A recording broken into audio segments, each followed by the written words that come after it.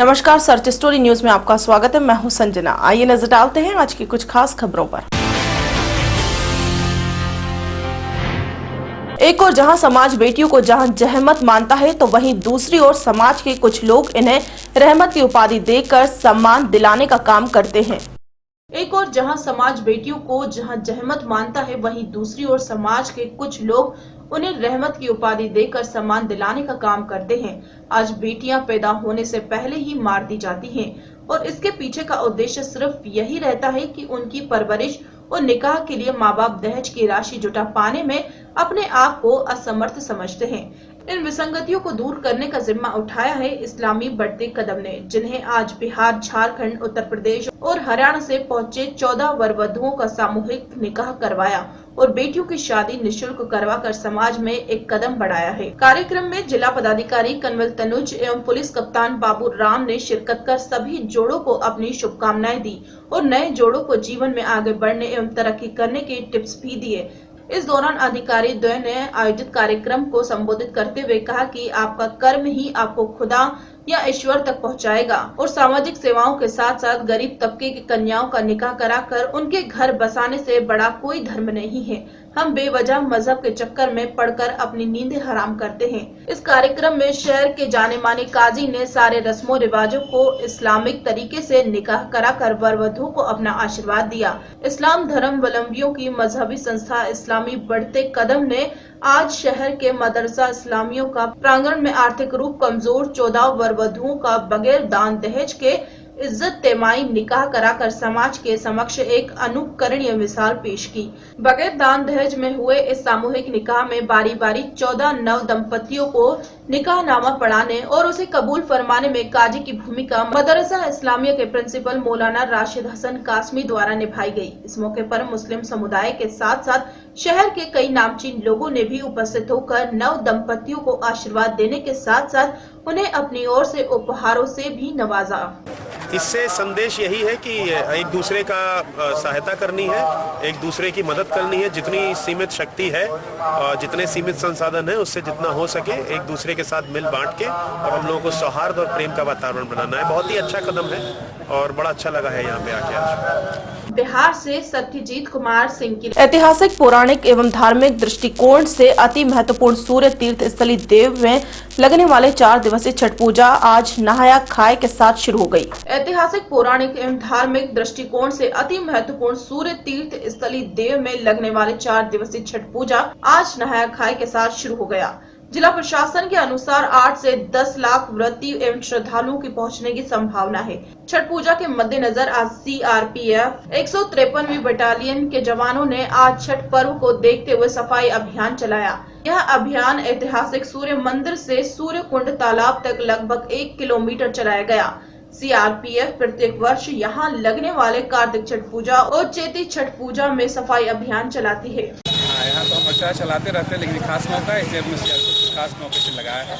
हम चाहेंगे कि देववासी भी इसमें हमारा सहयोग करें, सफाई में हमेशा अनुरोध जारी भी रखेंगे। बिहार से सत्यजीत कुमार सिंह। बिरहा किसी के लिए संगीत में डूब जाने का एक सशक्त माध्यम है, तो किसी के लिए रोजी रोजगार का जरिया। बिरहा किसी के लिए संगीत में डूब जाने का एक सशक्त माध्यम है, तो किसी के लिए रोजी रोजगार का जरिया। दिगर है, कुछ लोग ऐसे हैं जो अभी भी इसे अपनी पौराणिक संस्कृति मानते हैं और इसके संरक्षण और हर संभव कोशिश करने से बाज नहीं आते। कभी हमारे समाज के समाई गायन की विधा बिरहा अब धीरे धीरे हमारे समाज से लुप्त होती जा रही है। यही वजह है कि जहां कहीं भी बिरहा गायन का आयोजन होता है तो लोग खींचे चले आते हैं। लंबे समय से सांस्कृतिक शून्यता का दंश झेल रहे औरंगाबाद में कुछ ऐसा ही हुआ जब बिरहा गायन की प्रतियोगिता के आयोजन की खबर लोगों ने सुनी। स्थानीय टाउन स्कूल में आयोजित इस कार्यक्रम का विधिवत उद्घाटन औरंगाबाद के SDO सुरेंद्र प्रसाद ने किया। बिहार तथा उत्तर प्रदेश के कलाकारों के बीच बिरहा गायन में हुए इस मुकाबले ने जहां लोगों का भरपूर मनोरंजन किया, तो कुछ लोग ऐसे भी हैं जो गायन की इस परंपरा को बचाए रखने की अपने स्तर से हर संभव कोशिश करते नजर आते हैं। ये वैसे लोग हैं जिनके लिए बिरहा एक संस्कृति है जो समाज को आपस में जोड़े रखने का कार्य करती है। यही वजह है कि ऐसे लोग समय समय पर ऐसे कार्यक्रमों का आयोजन करते रहते हैं। जरूरत है गायन की इस प्राचीन संस्कृति को जीवित रखने की, इन चंद लोगों की कोशिशों में खुद को शामिल करने की, ताकि उनकी यह नेक कोशिश मजबूती के साथ अपने मकसद में कामयाब हो सके।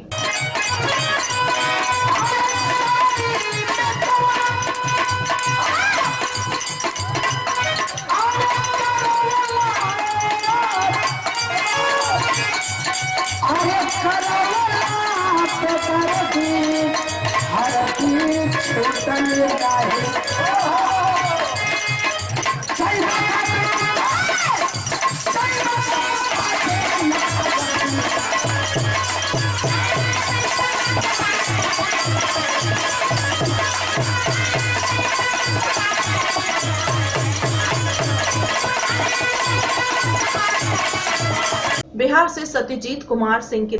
तिब्बत गुरु दलाई लामा जालंधर स्थित लवली प्रोफेशनल यूनिवर्सिटी की 5वीं कॉन्वोकेशन में भाग लेने पहुंचे और कहा कि हिंदुस्तान हमारा गुरु है और हम इसके चेले। तिब्बत गुरु दलाई लामा टेंजिन गिरियातो आज जालंधर स्थित लवली प्रोफेशनल यूनिवर्सिटी की 5वीं कॉन्वोकेशन में भाग लेने पहुंचे और कहा कि हिंदुस्तान हमारा गुरु है और हम इनके चेले। यहाँ मीडिया से रूबरू होते हुए उन्होंने बिहार चुनाव में हुई जीत के उदाहरण देते हुए कहा कि बिहार में धर्मनिरपेक्ष देश है और वहाँ की जीत ने उन्हें साबित किया है। पंजाब में बनी स्थिति पर उन्होंने कहा कि नेताओं को जनता के बीच जाना चाहिए, तभी इसका हल निकलेगा। इसके साथ ही आज पेरिस में हुए आतंकी हमले पर उन्होंने कहा कि पूरी दुनिया में शांति भगवान आकर नहीं करेंगे, बल्कि हर व्यक्ति को व्यक्तिगत तौर पर बोलना होगा, तभी दुनिया की तस्वीर बदलेगी। तिब्बतियों ने 14वें गुरु दलाई लामा टेंजिन गिरियातो जालंधर के लवली प्रोफेशनल यूनिवर्सिटी की 5वीं कॉन्वोकेशन में पहुंचे थे और मीडिया के साथ बात करते हुए उन्होंने कहा कि बौद्ध धर्म की शुरुआत हिंदुस्तान में हुई थी, इसलिए हम हिंदुस्तान के चेले हैं और हिंदुस्तान हमारा गुरु। भारत में बढ़ रहे असहिष्णुता को लामा ने नेताओं की उपज बताया और बिहार चुनाव के परिणाम को धर्मनिरपेक्षता के उदाहरण के रूप में उजागर किया। पंजाब की मौजूदा स्थिति पर बोलते हुए दलाई लामा ने कहा कि नेताओं को जनता के बीच जाना चाहिए, तभी इसका हल निकलेगा। इस अवसर पर पेरिस आतंकवादी हमले से संबंधित सवाल का जवाब देते हुए दलाई लामा ने कहा कि जहां मौजूद सदी में कई सकारात्मक घटनाएं हुई, वहीं कई मिलियन लोग आतंकवादी घटनाओं में मारे गए हैं। यह हम पर निर्भर करता है कि हम इस सदी को मौत की सदी के रूप में याद रखना चाहते हैं या शांति और विकास की सदी के रूप में। हमें अहिंसा की नीति पर ज्यादा ध्यान देना होगा ताकि इस सदी को हिंसा से मुक्त किया जा सके। दलाई लामा ने कहा कि भगवान की प्रार्थना करने से मात्र आतंकवाद पर काबू पाना संभव नहीं है।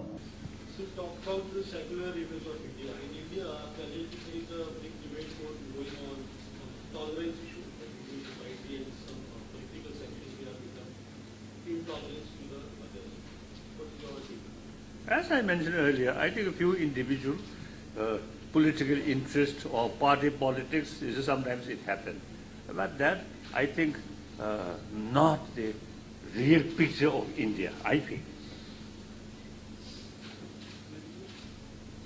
I think Bihar, if may I say so, Bihar election, I think shows the majority of Hindu people still believe harmony. Next question. Harmony. Huh? Harmony. What? Bihar election, you mentioned about the Bihar election. What exactly you wanted to say? Huh? What exactly you wanted to say about the Bihar election? That is India's politics. I do not want to involve that. I'm longest guest of Indian government.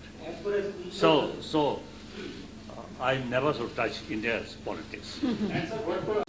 Number two, I'm Buddhist. Actually, Buddhism comes from India. So I always telling you Indian, traditionally our guru, we are Chela. So we have some special relation, guru and Chela, like that. So then, as a Chela, you see, India's as a tradition, religious harmony is really remarkable. Jalandhar से पवन कनौजिया की report. अश्लील चुटकुलों के कारण अपने नाम के गलत इस्तेमाल से आहत होकर जालंधर के मशहूर कॉमेडियन संता बंता ने अपना नाम बदल लिया है। जालंधर के प्रेस क्लब में पत्रकारों को जानकारी देते हुए संता बंता ने बताया कि अब उन्होंने अपना नाम शुगली जुगली रख दिया है। अश्लील चुटकुलों के कारण अपने नाम के गलत इस्तेमाल में आहत जालंधर के मशहूर कॉमेडियन संता बंता ने अपना नाम बदल दिया है। जालंधर के प्रेस क्लब में पत्रकारों को जानकारी देते हुए संता बंता ने बताया कि अब उन्होंने अपना नया नाम शुगली जुगली रख दिया है और आज से वह अपनी सीक्रेट व कॉमेडी शुगली गुगली के नाम से करेंगे। प्रसिद्ध भारतीय साहित्यकार खुशवंत सिंह द्वारा प्राप्त नाम संता बंता को, जो कि एक निर्माता द्वारा जालंधर के गुरप्रीत और प्रभजोत को दिया गया था। आज इन दोनों ने अपना ये नाम छोड़कर अपना नया नाम शुगली गुगली रख दिया है। इस नाम को कॉमेडी के किंग माने जाने वाले स्वर्गीय जसपाल भट्टी से प्रेरित होकर रखा गया था। जानकारी देते हुए गुरप्रीत सिंह और प्रभजोत ने बताया कि पिछले काफी समय से उनका नाम संता बंता का दुरुपयोग करके अश्लील व सामाजिक चुटकुलों को लोगों तक पहुंचाया जा रहा था, जिससे उनकी छवि खराब हो रही थी। एक सवाल का जवाब देते हुए उन्होंने बताया कि अगर भविष्य में फिर से उनके नाम का दुरुपयोग किया जाता है तो वह कॉमेडी ही छोड़ देंगे, लेकिन धर्म के आधार पर किसी की भावनाओं को ठेस नहीं पहुंचने देंगे। धर्म व सामाजिक रूप से किसी की भावनाओं को ठेस न पहुंचने के मकसद से अपना नाम बदलने वाले गुरप्रीत व प्रभजोत ने धार्मिक एकता की एक मिसाल सामने रखी है, जो कि प्रशंसनीय है।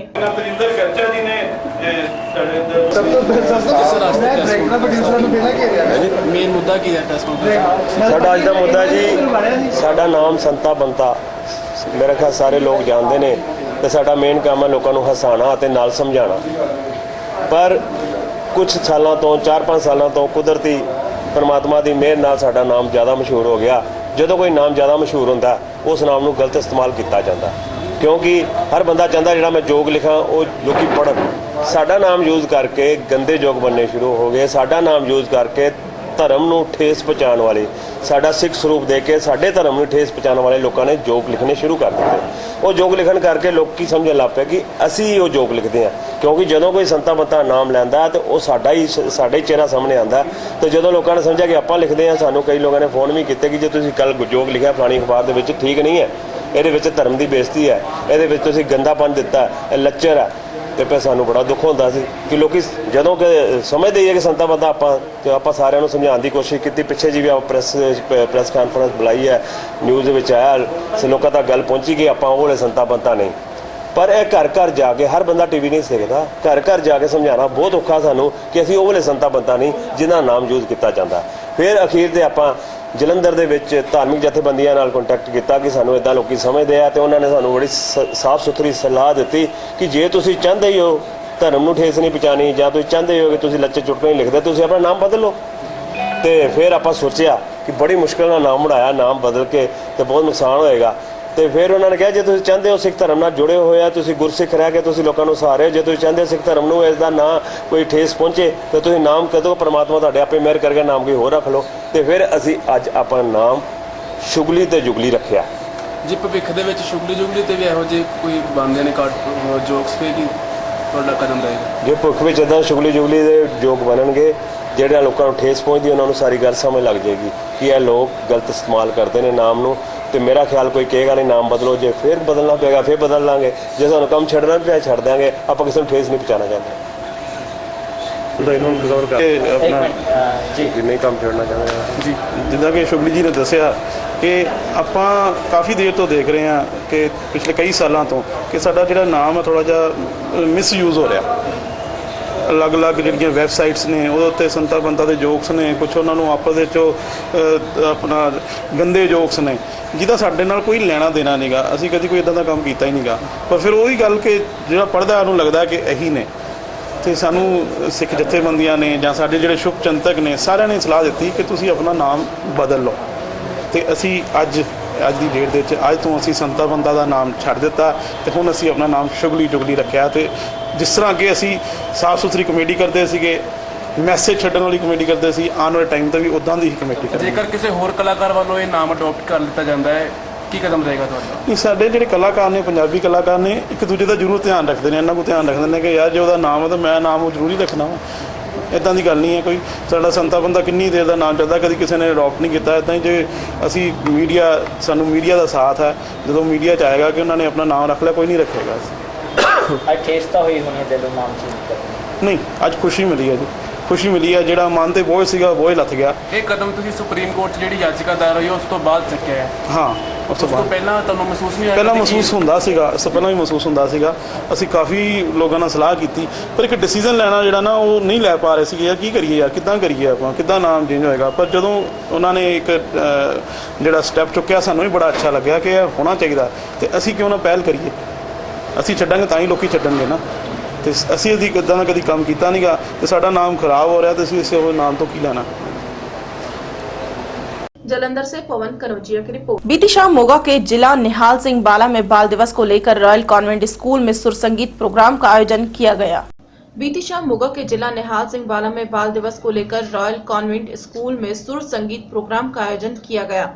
इस प्रोग्राम में पंजाब के मशहूर सूफी गायक कन्वर ग्रेवाल ने शिरकत की और अपने गीतों द्वारा आए हुए मेहमानों की सुरमई शाम में मदमुग्ध कर दिया। इस रंगारंग प्रोग्राम में बच्चों ने अपने पंजाबी विरसे से जुड़े गीतों जैसे डाची वालिया, लटे दी चादर, कंडे उते महरमा की बनू दुनियादा के अलावा पंजाबी और हिंदी क्लासिक और सूफी गीतों से शाम को और रंगीन बना दिया। इस मौके पर निहाल सिंह बाला के सिविल वीरेंद्र सिंह के अलावा शहर की कई शख्सियतों ने भाग लिया और इस प्रोग्राम की सराहना की। इस मौके पर स्कूल के चेयरमैन गुरदीप सिंह वालिया ने बताया कि समय के दौर के मुताबिक बच्चों की पढ़ाई के साथ साथ खेलों और अपने विरसे के बारे में जानकारी देना अति जरूरी है और इन बच्चों को इन सबसे जोड़ने के लिए हर स्कूल में ऐसे प्रोग्राम का आयोजन करवाना जरूरी है ताकि बच्चे अपने सभ्याचार से जुड़े रहें और अपने विरसे को न भूलें।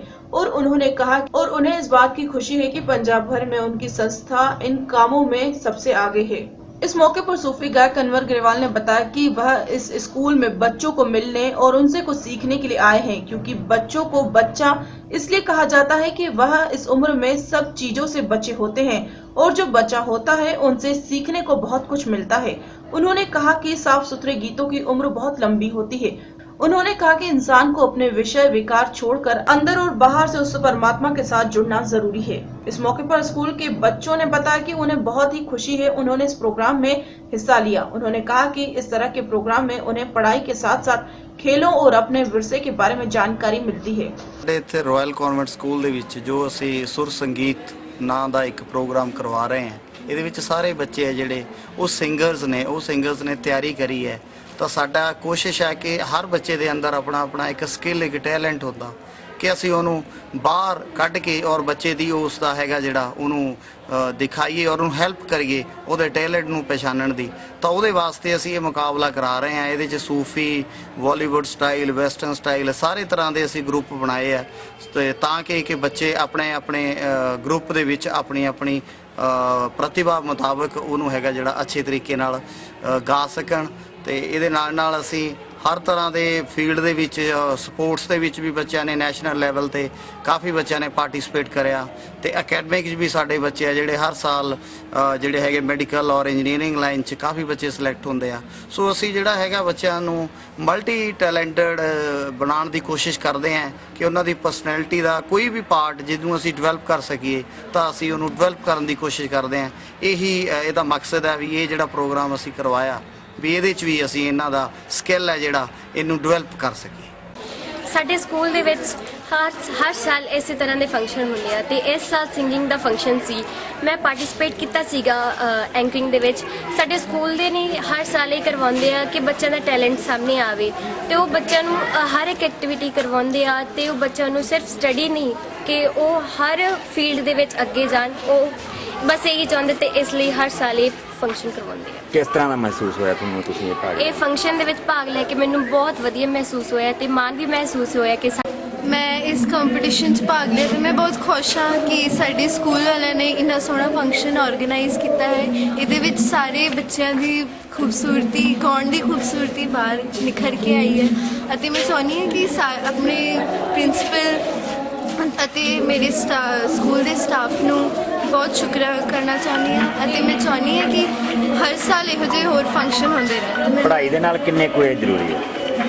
ਇਹ ਪੜ੍ਹਾਈ ਦੇ ਨਾਲ ਕਰਨੀ ਬਹੁਤ ਜ਼ਰੂਰੀ ਆ ਕਿਉਂਕਿ ਇਹਦੇ ਨਾਲ ਬੱਚਿਆਂ ਦਾ ਮਨ ਡਾਈਵਰਟ ਹੁੰਦਾ ਰਹਿੰਦਾ ਹੈ ਅਤੇ ਮਨ ਲੱਗਿਆ ਰਹਿੰਦਾ ਹੈ।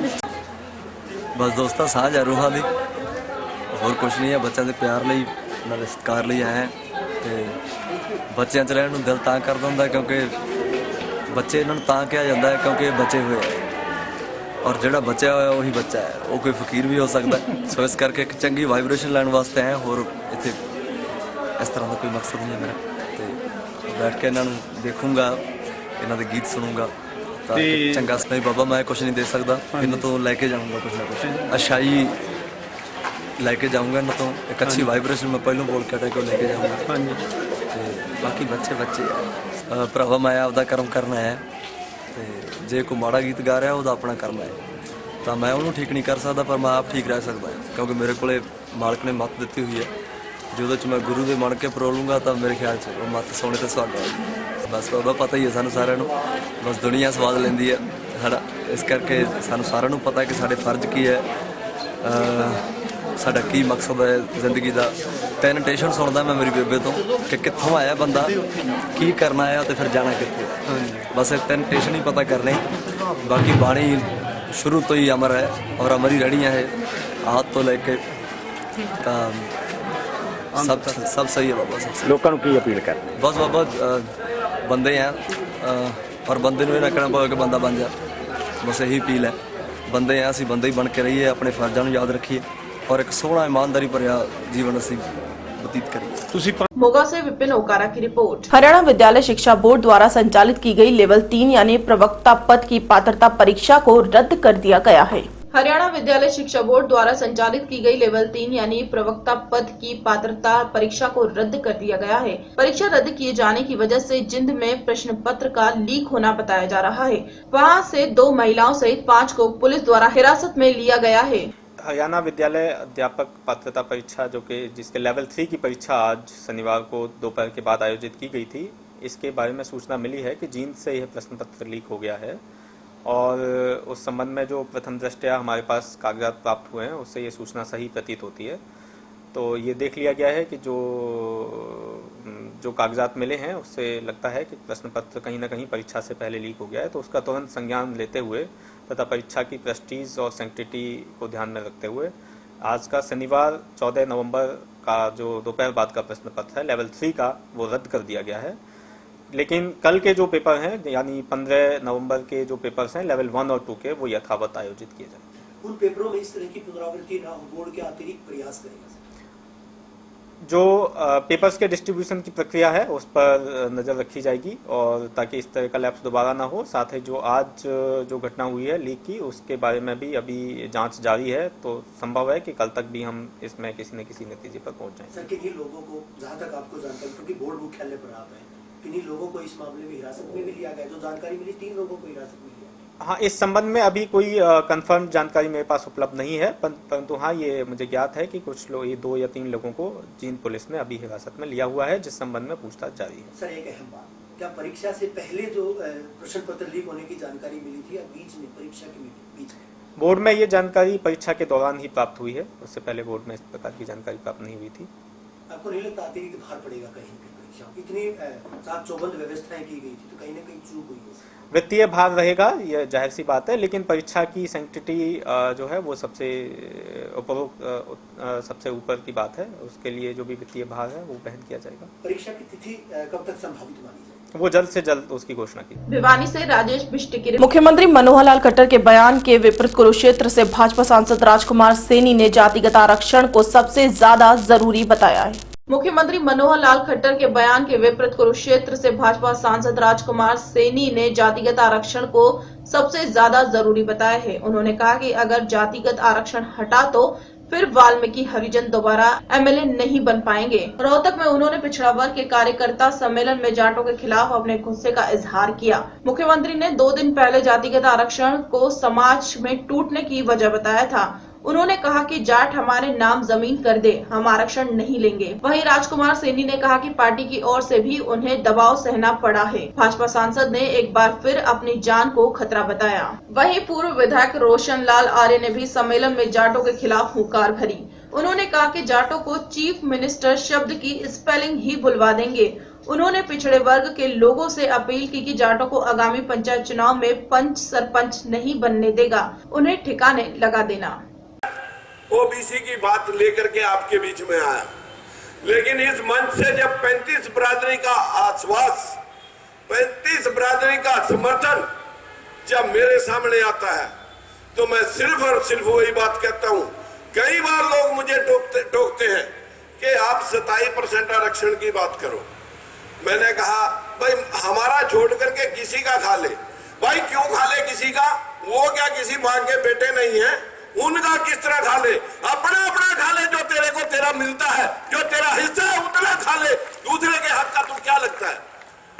मैं सिर्फ इतनी बात का पक्षधर हूं मित्रों, हम किसी की आरक्षण का विरोध नहीं कर रहे, हम किसी बिरादरी के खिलाफ नहीं है, मैंने आज तक कभी जाटों के विरोध में आरक्षण के खिलाफ नहीं बोला। मैंने ये जरूर कहा कि अगर जाटों को भी आरक्षण की जरूरत पड़ गई तो फिर ये तो सुना था कि एक गांव में एक गरीब ब्राह्मण था, उसकी एक कन्या थी, उसके हाथ पीले करने के लिए उसे न जाने राजा के पास जाकर के दुहाई देनी पड़ी थी। कहानियां अनेकों सुनी होगी, लेकिन कहीं ये नहीं सुना कि एक गांव में एक गरीब जाट था। इस जमीन को कुरुक्षेत्र की आर्या जी कह रहे थे कि इसको जाट लैंड क्यों कहते हैं। अरे मित्रों, ये तो सारे काम करने वाले लोग बैठे हैं, लैंड तो सिर्फ जाटों के पास है, इसलिए इसको जाट लैंड कहते हैं, क्योंकि सारी जमीनें उन्हीं के पास है। मैं आपसे विनती करना चाहूंगा, वो जमीनें आपके नाम करवा दें, हम आरक्षण के लिए जरूरत नहीं हाथ फैलाएंगे, हम आरक्षण देंगे और आरक्षण वो हमारे पास से आरक्षण ले लेना। मैं ज्यादा ना जाने पार्टी की तरफ से भी कितना दबाव मुझे सहना पड़ा, क्योंकि जब जाटों ने 400 एमपी एमएलए इकट्ठे होकर के पूरी दिल्ली के अंदर हमारे माननीय प्रधानमंत्री और हमारे अध्यक्ष जी और पूरे केंद्रीय नेतृत्व पर ईंट से ईंट बजाने का, सरकार को डिगाने का और यहां तक का वक्तव्य दे दिया कि दिल्ली को जाम कर देंगे, हम जहाज उतरने नहीं देंगे, रेल आने नहीं देंगे, दूध पानी चलने नहीं देंगे। जब इस प्रकार का वक्तव्य जाटो, ठालो, गंडासी और जेलियां, अब वक्त आ गया इकट्ठे होने का। ये आपने कितने बार सुना होगा, कितने न्यूज पेपरों से सुना होगा। मैंने नहीं आपको कहा कुछ भी, जो कुछ भी कहा है उन्हीं ने कहा है। मैं तो सिर्फ इतनी बात कहता हूं कि हम किसी के साथ लड़ने, इस देश का भाईचारा खराब करने के लिए हम नहीं आए। आरोप मुझ पे लगाते हैं कि राजकुमार सैनी देश का भाईचारा खराब कर रहा है और भाईचारा साथियों वो खुद खराब कर रहे हैं। मैं यहाँ पर अब बना सकते हैं, उनसे पूछ भी सकते हैं कि हमारा जब बना मनोहर लाल तो तुमने पाकिस्तानी कैसे कह दिया इसको? तुम कौन होते हैं कहने वाले? अरे 18% आदमी इज्जत नहीं समझते, 82% लोग यहाँ पर गुलाम बना करके, इनके मानवाधिकार छीन करके इनको जीने का अधिकार नहीं देना चाहते। हमने बहुत इज्जत की और बहुत से लोग डरते सोचते हैं कि क्यों कड़वी बात कही। मैंने पानीपत में भी कहा था, आज रोहतक में भी कहना चाहता हूं कि आने वाली सदी में जाटों को चीफ मिनिस्टर की स्पेलिंग बुलवा देंगे। भूल जाएंगे कि कभी हुआ करता था, अकबर के जमाने की बात थी, कभी सीएम हुआ करते थे। और अब चुनाव आएंगे पंचायतों के, इनका कहीं मेंबर पंचायत भी ना बनने देना, इनका कोई सरपंच ना बनने देना, इनको ठिकाना लगा दो। इनको ठिकाने लगाने का मतलब इनकी होश ठिकाने लगा दो। इनको जीने के लिए हिसार के अंदर जब मिर्चपुर कांड हुआ और हम वहां डिप्टी कमिश्नर के आगे बैठे धरना दे रहे थे, वहां बहुत लोग आए। मैंने वहां जो बात कही थी थोड़े शब्दों में दोहराना चाहता हूं। मैंने कहा था कि जाट बहुत अच्छी कौम है, बशर्ते कि सत्ता से बाहर हो, बहुत शरीफ बर्ताव करते हैं, सत्ता में आते बंदर की तरह गुड़गड़ा के लूटना चाहते हैं, खाना चाहते हैं, इनको दूर रखो। And Jat is your friend if you have a stick in your hand. डंडा हाथ में है तो बहुत अच्छे आदमी हैं, डंडा हाथ में नहीं है तो गर्दन पकड़ेंगे, नुकसान करेंगे। तो ये बातें मैंने साइंटिफिक कही हैं, वैज्ञानिक लोग इसका समर्थन करते हैं और डीएनए भी टेस्ट हुआ, उसमें भी रिपोर्ट आई है। तो रोहतक से दिनेश कौशिक की रिपोर्ट। जालंधर में 61वीं नेशनल स्कूल गेम्स का आगाज शिक्षा मंत्री डॉक्टर दलजीत सिंह चीमा ने किया।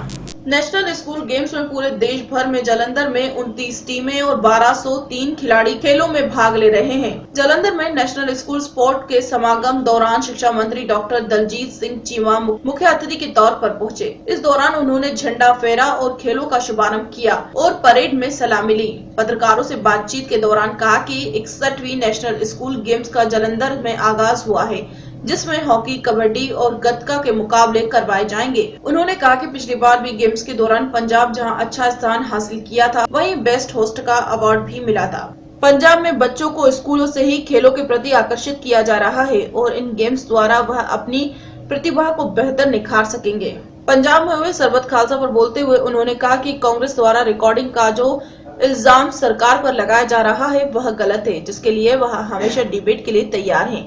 हाँ ਮੈਨੂੰ ਖੁਸ਼ੀ ਹੈ ਕਿ ਅੱਜ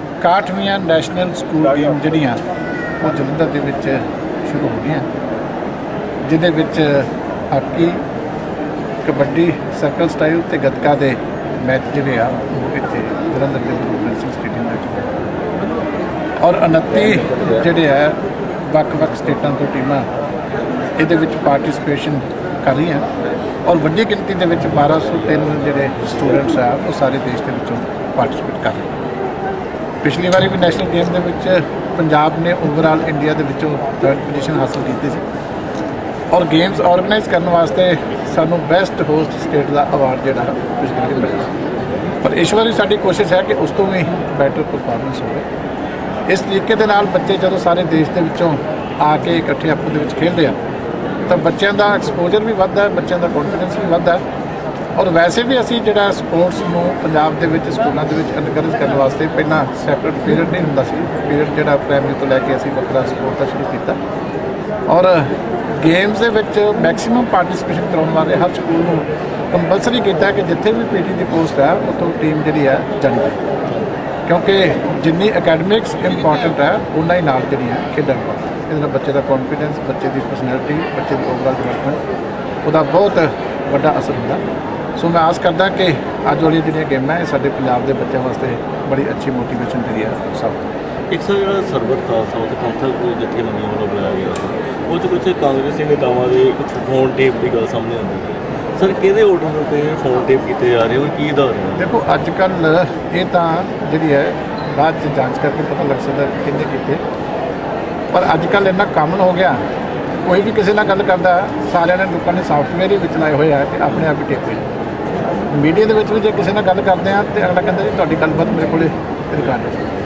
ਇਸ ਕਰਕੇ ਇੰਨੀ ਸੋਸ਼ਲ ਮੀਡੀਆ ਦੇ ਆਉਣ ਕਰਕੇ ਇੰਨੀ ਲੋਕਾਂ ਦੇ ਵਿੱਚ ਅਵੇਅਰਨੈਸ ਹੋ ਗਈ ਹੈ ਕਿ ਹਰ ਬੰਦਾ ਜਿਹੜਾ ਜਿੱਥੇ ਵੀ ਉਹਨੂੰ ਕੋਈ ਚੀਜ਼ ਲੱਗਦੀ ਹੈ ਉਹ ਫਟਾਫਟ ਉਹਨੂੰ ਰਿਕਾਰਡ ਕਰਕੇ ਤੇ ਸੋਸ਼ਲ ਮੀਡੀਆ ਤੇ ਪਾ ਦਿੰਦਾ। ਇਸ ਲਈ ਗੱਲ ਉੱਥੇ ਫੋਨ ਟੇਪਿੰਗ ਦੀ ਇੰਪੋਰਟੈਂਟ ਨਹੀਂ, ਜਿਹੜੀ ਮੇਨ ਕਨਸਪੀਰੇਸੀ ਸੀ ਉਹ ਇਹਦੇ ਨਾਲ ਓਪਨ ਹੋਈ ਹੈ ਸੋਸ਼ਲ ਮੀਡੀਆ 'ਤੇ ਆਉਣ ਕਰਕੇ ਕਿ ਜਿਹੜਾ ਇਹ ਡਰਾਮਾ ਕਰ ਰਹੇ ਸੀਗੇ ਐਡਾ ਵੱਡਾ ਪੰਜਾਬ ਦੀ ਪੀਸ ਨੂੰ ਡਿਸਟਰਬ ਕਰਨ ਵਾਸਤੇ, ਦੇਸ਼ ਨੂੰ ਵੰਡਣ ਵਾਸਤੇ, ਦੇਸ਼ ਧਰੋਹੀ ਦੇ ਕੰਮ ਕਰ ਰਹੇ ਸੀ, ਉਹ ਚੀਜ਼ਾਂ ਬਾਹਰ ਆਈਆਂ। ਉਹ ਕਈ ਗੁਣਾ ਵੱਧ ਇੰਪੋਰਟੈਂਟ ਹੈ ਇਸ ਗੱਲ ਨਾਲੋਂ ਕਿ ਟਿਪ ਨਹੀਂ ਕੀਤੀ। ਚੰਗਾ ਹੋ ਗਿਆ ਜੇ ਕਿਸੇ ਨੇ ਕੀਤਾ ਤਾਂ ਉਹਨੇ ਘੱਟੋ ਘੱਟ ਏਡੀ ਵੱਡੀ ਜਿਹੜੀ ਕਨਸਪੀਰੇਸੀ ਰਚੀ ਜਾ ਰਹੀ ਹੈ ਉਹਨੂੰ ਲੋਕਾਂ ਦੇ ਸਾਹਮਣੇ ਦਾ। ਪਰ ਇਲਜ਼ਾਮ ਸਰਕਾਰ ਤੇ ਹੁੰਦਾ ਵੀ ਸਰਕਾਰ ਫੋਨ ਇਲਜ਼ਾਮ ਲਾਈ ਜਾਣ, ਜਿਹੜਾ ਉਹਨਾਂ ਤੇ ਇਲਜ਼ਾਮ ਲੱਗਦਾ ਕਿ ਤੁਸੀਂ ਖਾਲਿਸਤਾਨ ਦੀ ਉੱਤੇ ਸਟੇਜ ਸ਼ੇਅਰ ਕੀਤੀ, ਪਹਿਲਾਂ ਉਹਦਾ ਜਵਾਬ ਦਿਓ। ਸਰਕਾਰ ਵੱਲੋਂ ਸਰਕਾਰ ਤੇ ਜਵਾਬ ਦੇਣਗੇ, ਸਰਕਾਰ ਉਹਨੂੰ ਅੰਦਾਜ਼ਾ ਉਹਦਾ ਜਵਾਬ ਉਹਨਾਂ ਨੂੰ ਅਸੀਂ ਠੋਕ ਕੇ ਦੇ ਰਹੇ ਹਾਂ। ਪਰ ਉਹ ਦੱਸਣ ਕਿ ਜਿਹੜਾ ਉੱਥੇ ਖਾਲਿਸਤਾਨ ਦਾ ਮਤਾ ਪਿਆ ਇਹਨਾਂ ਦੇ ਲੀਡਰ ਸਟੇਜ ਦੇ ਉੱਤੇ ਹਾਜ਼ਰ ਸੀ, ਇਹਨਾਂ ਦੇ ਲੀਡਰ ਟੈਲੀਫੋਨਾਂ ਤੇ ਫੜੇ ਗਏ, ਉੱਥੇ ਬੰਦੇ ਭੇਜ ਰਹੇ ਸੀ, ਉੱਥੇ ਮਤੇ ਡਿਕਟੇਟ ਕਰ ਰਹੇ ਸੀ। ਕਾਂਗਰਸ ਪਾਰਟੀ ਜਿਹੜੀ ਆਪਣੇ ਆਪ ਨੂੰ ਨੈਸ਼ਨਲਿਸਟ ਪਾਰਟੀ ਮੰਨਦੀ ਹੈ, ਜਿਹੜੀ ਧਰਮ ਨਿਰਪੱਖ ਪਾਰਟੀ ਮੰਨਦੀ ਹੈ, ਉਹ ਸਰਬੱਤ ਖਾਲਸੇ ਦੇ ਵਿੱਚ ਕਿਉਂ ਸ਼ਾਮਲ ਸੀ ਇਸ ਤਰ੍ਹਾਂ ਦੇ ਸਲਾਹਾਂ ਦੇਣ ਦੇ ਵਿੱਚ, ਮਤੇ ਪਾਉਣ ਦੇ ਵਿੱਚ, ਤੇ ਖਾਲਿਸਤਾਨ ਦੇ ਮਤੇ ਤੇ ਉਹਦਾ ਕੀ ਸਟੈਂਡ ਆ ਉਹਦੇ ਤੋਂ ਅਸੀਂ ਉਹਦਾ ਜਵਾਬ ਮੰਗਦੇ। ਅੱਛਾ ਜਿਵੇਂ ਬੀਐਸਪੀ ਲੀਡਰ ਵੀ ਸੀਗੇ ਹਾਂ ਸਾਰੇ ਤਾਂ ਮੰਗਦੇ ਪਰ ਮੁੱਖ ਤੌਰ ਤੇ ਕਾਂਗਰਸ ਜਿਹੜੀ ਹੈ ਪੰਜਾਬ ਦੇ ਵਿੱਚ ਮੇਨ ਆਪੋਜੀਸ਼ਨ 13 ਜਿਹੜੇ ਕਨਸਪੀਰੇਸੀ ਦੇ ਵਿੱਚ ਵੀ ਸ਼ਾਮਲ ਸੀ। ਇਸ ਕਰਕੇ ਸਰ ਉਹਨਾਂ ਦੀ ਗ੍ਰਿਫਤਾਰੀ ਕਿਉਂ ਨਹੀਂ ਕੀਤੀ ਗਈ ਉਹਨਾਂ ਦੇ ਨੇਤਾਵਾਂ ਦੀ? ਕਿਹੜੇ ਕਾਂਗਰਸੀ ਨੇਤਾਵਾਂ ਦੀ? ਹੌਲੀ ਅੱਗੇ ਪੁਲਿਸ ਦਾ ਕੰਮ ਹੈ, ਸਾਡਾ ਕੰਮ ਹੈ ਜਿਹੜੀ ਸੋਸ਼ਲ ਮੀਡੀਆ ਦੇ ਵਿੱਚ ਗੱਲ ਚੱਲਦੀ ਅਸੀਂ ਲੋਕਾਂ ਦੇ ਸਾਹਮਣੇ ਆਈ ਵੀ ਇੱਥੇ ਡਿਬੇਟ ਚੱਲਣੀ ਚਾਹੀਦੀ। ਹਾਂਜੀ ਹਾਂਜੀ ਇਹ ਲੋਕੀ ਇਹਨਾਂ ਦੇ ਚਿਹਰੇ ਸਾਹਮਣੇ ਆਉਣੇ ਚਾਹੀਦੇ ਆ ਕਿ ਜਿਹੜੇ ਪੰਜਾਬ ਦੀ ਜਿਹੜੀ ਪੀਸਫੁਲ ਜਿਹੜੀ ਸਾਡੀ ਸਥਿਤੀ ਹੈ 9 ਸਾਲਾਂ ਦੀ ਉਹਨੂੰ ਦੁਬਾਰਾ ਅੱਗ ਲਾਉਣ ਦੀ ਕਾਂਗਰਸ ਪਾਰਟੀ ਕੋਸ਼ਿਸ਼ ਕਰ ਰਹੀ ਹੈ। ਇਹ ਅਸੀਂ ਲੋਕਾਂ ਦੇ ਸਾਹਮਣੇ ਚੀਮਾ ਸਾਹਿਬ ਉੱਥੇ 2.5 ਲੱਖ ਦਾ ਇਕੱਠ ਸੀਗਾ, ਸਾਰਾ ਹੀ ਕਾਂਗਰਸ ਦਾ ਸੀਗਾ ਜਾਂ 2.5 ਲੱਖ ਦਾ ਇਕੱਠ ਨਹੀਂ ਹੁੰਦਾ ਜੀ, ਠੀਕ ਹੈ ਨਾ, ਢਾਹ ਚੜਾ ਕੇ ਤੁਸੀਂ ਪੇਸ਼ ਨਾ ਕਰੋ। ਜਿੰਨਾ ਕੋਈ ਇਕੱਠ ਸੀਗਾ ਉਹਦੇ 'ਚ ਅਸੀਂ ਕੋਈ ਡਿਨਾਈ ਨਹੀਂ ਕਰਦੇ, ਅਸੀਂ ਉਹਨੂੰ ਰੋਕਿਆ ਨਹੀਂ। ਜੇ ਕੋਈ ਡੈਮੋਕ੍ਰੈਟਿਕ ਤਰੀਕੇ ਦੇ ਨਾਲ ਆਪਣਾ ਕੋਈ ਜਲਸਾ ਜਲੂਸ ਕਰਨਾ ਚਾਹਵੇ ਉਹਨੂੰ ਅਸੀਂ ਰੋਕਦੇ ਨਹੀਂ ਕਦੀ ਵੀ। ਇਹ ਉਸ ਗੱਲ ਦਾ ਸਬੂਤ ਹੈ ਕਿ ਜੇ ਲੋਕੀ ਗਏ ਆ ਤਾਂ ਇੰਡੀਪੈਂਡੈਂਟਲੀ ਗਏ ਆ, ਲੇਕਿਨ ਜੇ ਉੱਥੇ ਦੇਸ਼ ਧਰੋਹੀ ਦਾ ਕੰਮ ਹੋਏਗਾ ਤਾਂ गवर्नमेंट ने एक्ट किया। जालंधर से पवन करो। खबरों में फिलहाल इतना ही, मुझे दीजिए इजाजत, नमस्कार।